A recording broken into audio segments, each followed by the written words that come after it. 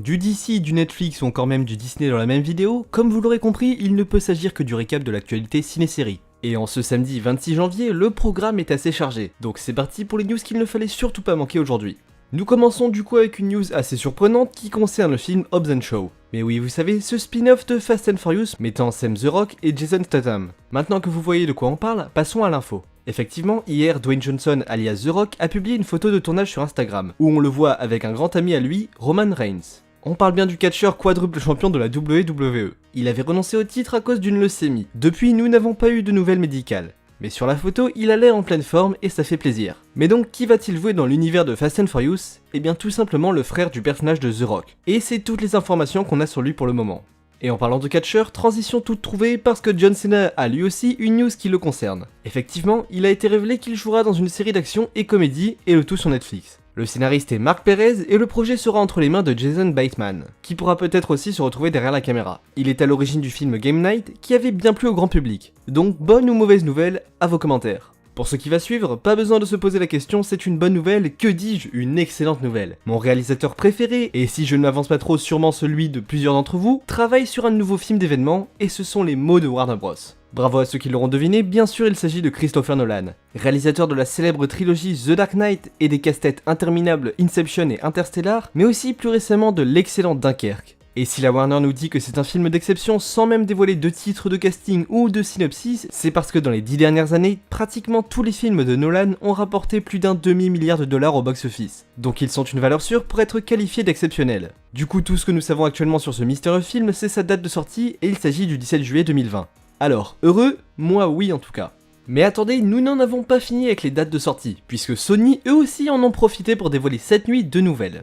D'après Deadline, les films Ghostbusters 3 qui sera une suite directe au 1 et au 2 en ignorant le reboot de 2016 et Morbius avec Jared Leto, qui continuera dans la lignée de Venom, verront tous les deux le jour, ou plutôt l'obscurité de nos salles de cinéma en été 2020. Et plus précisément le 10 juillet 2020 pour Ghostbusters et 3 semaines plus tard, le 31 juillet pour Morbius. Ils n'ont actuellement que très peu de concurrence car à des dates à peu près similaires, on ne retrouve que Les Mignons 2 et du coup le film encore inconnu de Christopher Nolan. On peut donc maintenant confirmer que la deuxième date dévoilée par Sony pour un film Marvel, qui était le 2 octobre 2020, sera la date de sortie de Venom 2. Pour enchaîner toujours avec du Marvel, côté MCU cette fois-ci, The #Show nous apprend que cela a été confirmé, si Robert Cargill sera bien de retour à la plume pour écrire les nouvelles histoires mystiques de Doctor Strange 2. Il rejoint donc Scott Derrickson qui lui aussi sera de retour à la réalisation. Pour l'instant toujours pas d'infos sur le film à part des suppositions, comme un début de tournage espéré pour été 2020 et une sortie le 7 mai 2021, toujours en se basant sur les dates dévoilées par Marvel Studios. On y retrouvera sûrement aussi le Baron Mordo en tant que méchant dans le film, mais ça vous le saviez déjà en regardant la scène post-générique de Doctor Strange.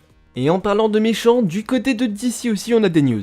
Geoff John, producteur exécutif de la série Titans, avait révélé aux fans que Deathstroke ferait son apparition dans la série. Chose promis, chose faite, mais il ne sera pas seul car effectivement son fils Joe Wilson, plus connu sous le nom de Jerry Shaw, et sa fille Rose Wilson seront aussi de la partie. Les fans de comics auront compris la référence puisque effectivement ces deux personnages ont eu des précédents avec les Teen Titans. Il y a donc largement de quoi créer une histoire des plus intéressantes avec tout ce beau monde.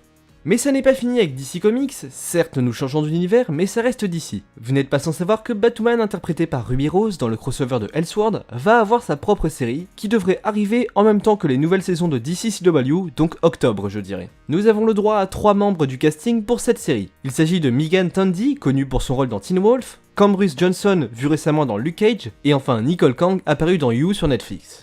Et surprise, nous savons chaque personnage qu'ils vont interpréter. Pour Megan, ce sera Sophie Moore, qui dans les comics est une agent de sécurité, mais aussi l'un des premiers amours de Kate Kane. Pour Nicole Kang, il s'agira de la demi-sœur de Batwoman, soit Mary Hamilton.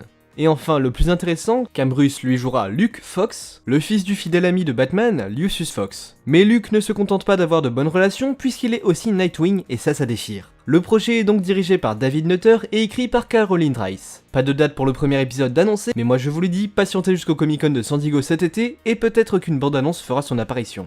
Et dernière news pour laquelle je n'ai pas trouvé de transition, vous m'excuserez. News qui concerne Toy Story 4 et oui comme je l'ai promis du Disney.